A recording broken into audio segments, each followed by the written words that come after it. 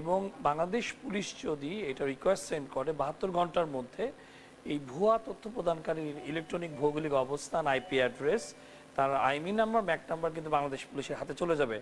এবং ইতিমধ্যে এটা কিন্তু আমি সকলকে উদ্দেশ্যে বলতে চাই, চ্যানেল ওয়ান আইনি ব্যবস্থা নিয়েছে, কিছুক্ষণ আগে এটা জিডি এন্ট্রি হয়েছে। শুধুমাত্র পট বাহিনী না, যারা আসলে এটাকে পৃষ্ঠপোষক করছেন তারাও কিন্তু এই জিডির ভিত্তিতে তাদের বিরুদ্ধে কিন্তু আইনিতে পর্যায়ে চলে যাবে। এবং এই ব্যাপারটা আসলে আমরা কাউকে গ্রেফতার বা আইনের শাসন প্রতিষ্ঠা না, এটা একটা সতর্কতামূলক। এটা ভাবার কোনো অপশন নাই আমাদের যে কোনো একটি বট অ্যানোনিমাস বা ভিপিএন হয়ে 1000 আইডি দিয়ে একটা পেজ উড়িয়ে দেবে এবং সেটা উড়ে যাবে এবং তারা খুব নিরাপদে থাকবে, মজা করতে পারবে, এরকমটি ভাবার একেবারেই সুযোগ নেই। এবং বাংলাদেশের এক্সাম্পল যথেষ্ট পরিমাণ আছে। আমি সকলের উদ্দেশ্যে বলতে চাচ্ছি, যারাই এই নিগৃহীত এই যে হীনমন্যতার পরিচয় দিচ্ছেন, এবং আমি বলবো এরা অনেকটাই মানসিক বিকলাঙ্গ। হ্যাঁ, ডিজিটাল ইলেকট্রনিক মেন্টাল হেলথ একটা বিষয় আছে। আপনি যদি সুস্থ মস্তিষ্কের হয়ে থাকেন তাহলে আপনি এই কাজ থেকে আপনি দূরে থাকবেন। এবং আরও একটি ব্যাপার, যখন গ্রেফতার হবেন তখন যেন এটা না বলতে হয় আপনাকে অসহায়ত্বের সাথে, আমি আসলে বুঝতে পারিনি কিংবা আমার বয়সটা খুবই অল্প। এবং গত 24 ঘন্টা এবং 72 ঘন্টা বাংলাদেশ পুলিশের সিআইডি এবং র্যাপিড অ্যাকশন ব্যাটালিয়নের এই জাতীয় বট বাহিনীর 4 জন অ্যাডমিনকে তারা গ্রেফতার করেছে। এটা গত 24 ঘন্টার ব্যাপার আমি আপনাদেরকে শেয়ার করছি। তো সুতরাং এইগুলো বট করে, ভুয়া নাম্বারে হোয়াটসঅ্যাপ করে, ভুয়া সিম দিয়ে যদি গ্রামের ঘরে বা মাঠে গাছে বসে আপনি যদি মনে করেন আপনি নিরাপদ, এটা তাদের জন্য অবশ্যই এটা অশনি সতর্ক না। এই জায়গাগুলোতে যারা করতে পারছে একেবারে তাদেরকে পিন পয়েন্ট লোকেশন করে তাদেরকে কি বাংলাদেশ পুলিশের পক্ষ থেকে গ্রেপ্তার করা সম্ভব? অবশ্যই সম্ভব। এবং এই লাইভের মাধ্যমে আমি সকলকে একটা বার্তা খুব স্পষ্ট করে বলে দিতে চাই, এটা আমাদের অস্তিত্বের লড়াই এবং আমাদের বাংলাদেশকে আমরা নতুনভাবে তৈরি করছি এবং আমাদের আইন নতুনভাবে এসেছে। এবং আমরা খুবই কনফিডেন্ট আমাদের সাইবার পুলিশ সরাসরি মেটা বা আদার প্ল্যাটফর্মের সাথে কমিউনিকেট করে প্রকৃত অর্থ বের করতে সক্ষম। এবং আমাদের এই আইনে এবং ডিপ্লোম্যাটিক চ্যানেলও আমরা এটা প্রতিষ্ঠা করতে পেরেছি। এবং এর ফলস্বরূপ হিসেবে মেটার সাথে আমাদের কমিউনিকেশন হওয়ার পূর্বেও, এর আগেও কিন্তু মেটা আমাদের অনেক তথ্য দিচ্ছে এবং কন্টেন্ট রিমুভাল হয়েছে। অনেকে ভেবে থাকেন যে এই ধরনের একটি অপরাধ করলাম আমাকে খুঁজে পাবে না, এবং এরকম হাজার হাজার অপরাধ হচ্ছেও। কিন্তু মানে বাংলাদেশ পুলিশের ওই সক্ষমতা এবং মেটার সাথে যোগাযোগ, মানে এই জায়গাগুলোতে, এবং আইন পরিবর্তনের কথাও আমরা শুনেছি, সেটি এখন আসলে কতটা শক্ত ভিত্তির উপরে দাঁড়িয়ে আছে? আমাদের আইন ইতিমধ্যে পাশ হয়ে গিয়েছে এবং আইনের প্রণয়ন কমিটিতে ছিল, সেই কমিটিতে আমিও এখানে কাজ করেছি। তো যে বিষয়টি হচ্ছে, ফেসবুকের সাথে যোগাযোগ কিন্তু আমি গত সরকারের সময়ও করেছি, ইন্টার গভর্নমেন্টের সময়, যাতে আমাদের নির্বাচনকে কেন্দ্র করে কোনো অপপ্রচার চারপাশে যাতে না যায়।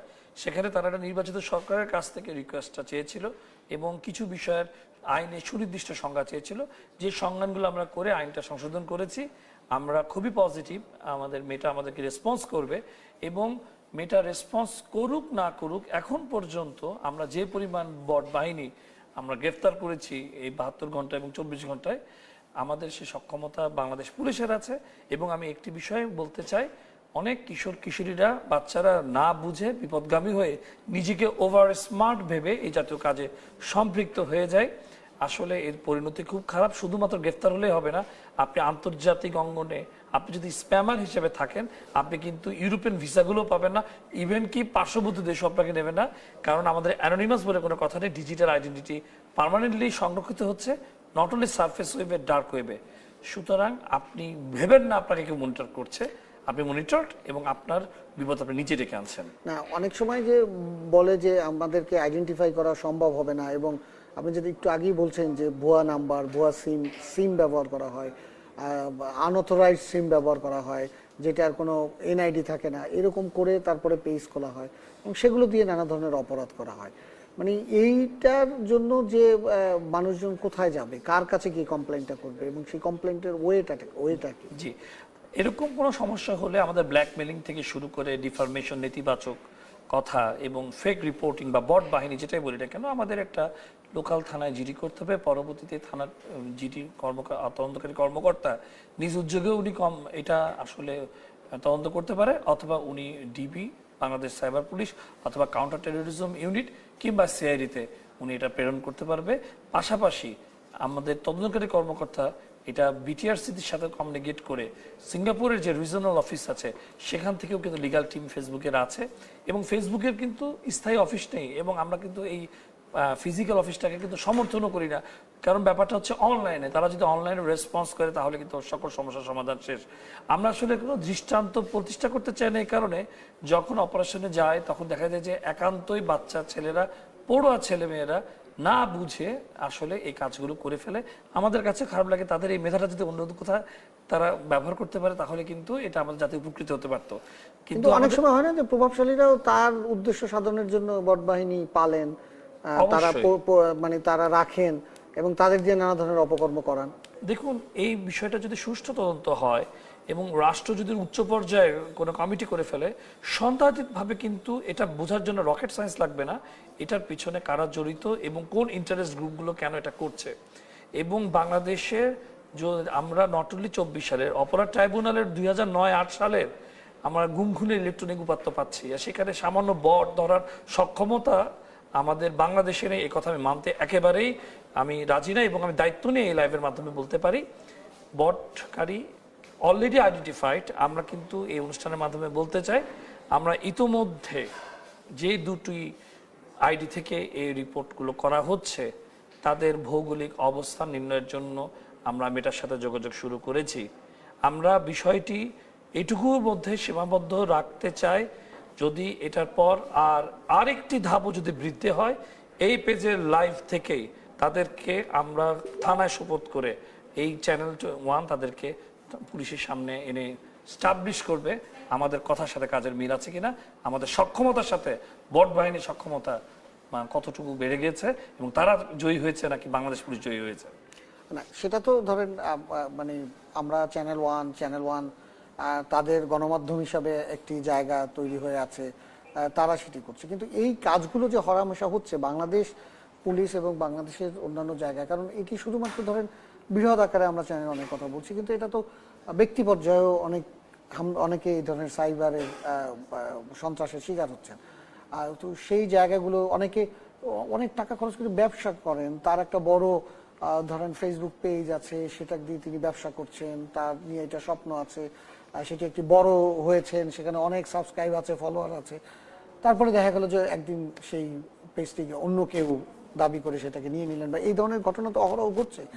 সেই জায়গাগুলো থেকে মানে ওইভাবে কি বাংলাদেশ পুলিশ বা সাইবার সেল বা এরা তারা কাজ করছে করে কিনা? এখন দেখুন, একটি বিষয় অস্বীকার করার কিছু নেই, আমরা ব্যক্তি পর্যায়ে আমাদের দেশে এখন মামলার সংখ্যা 39 লক্ষ, আর সাইবার রিলেটেড মামলা যতটুকু জেনেছি 21 সাল পর্যন্ত অভিযোগ এসেছে লক্ষাধিক, এবং এত অভিযোগ এত মামলা হয়েছে ট্রাইব্যুনাল আলাদা করতে হয়েছে, সুতরাং সংখ্যাটা নিছক অল্প নয়।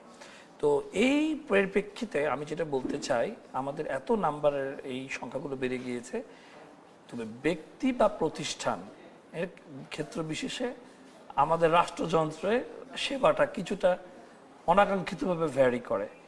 আমি আপনাদের এই চ্যানেল 1-এর ক্ষেত্রে বলতে চাই, যেহেতু এটা একটা প্রতিষ্ঠান, এটা ট্রেডমার্ক আছে, কোনো সাইবার দুর্বৃত্তায়ন পৃথিবীতে এটা এখনো জন্মগ্রহণ করে নাই যে একটা পেজকে অ্যাক্সেস নিয়ে উড়িয়ে দিয়ে সেটাকে একেবারে সংবাদ প্রকাশ করতে বাধা করবে। শুধু চ্যানেল 1 নয়, যে কোনো একটি ভ্যালিড নিউজ প্রতিষ্ঠান, এটা সবার জন্য একটা সতর্ক বার্তা আমি বলতে চাই।